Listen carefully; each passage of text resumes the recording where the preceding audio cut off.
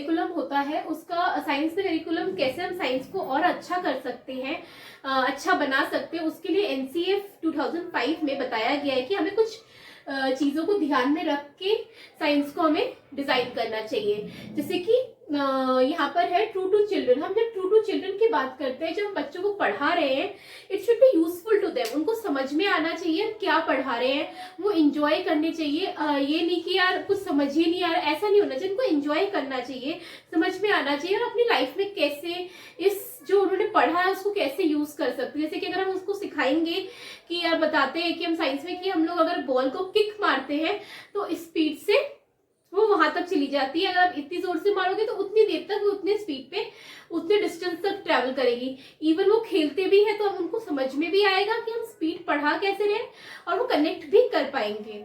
ठीक है, नेक्स्ट है जैसे कि ट्रू टू लाइफ।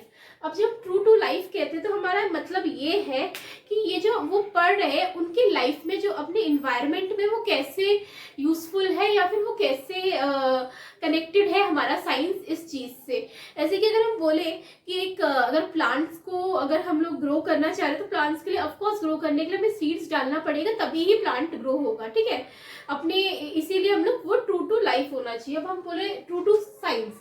अब ट्रू टू साइंस अगर हम जब कहते हैं तो हमारा ये मतलब है कि इट शुड बी एप्लीके, उनको समझ में आए, उनके लेवल तक का ही उनको पढ़ाया जाए। ये नहीं कि हम अगर हम 8वीं क्लास के बच्चे को अगर हम 12th क्लास का पढ़ाई करवाएंगे, it will be not be useful to them. वो साइंस उनको काम में नहीं आएगी क्योंकि वो उतना उनका दिमाग विकसित नहीं होता है उस चीज को समझने के लिए। इसलिए ट्रू टू साइंस होना चाहिए, they should be understand what they are, वो जो वो समझ रहे हैं। ठीक है, तो ये हो गया साइंस करिकुलम कैसे हमारा अच्छा बन सकता है। ठीक है।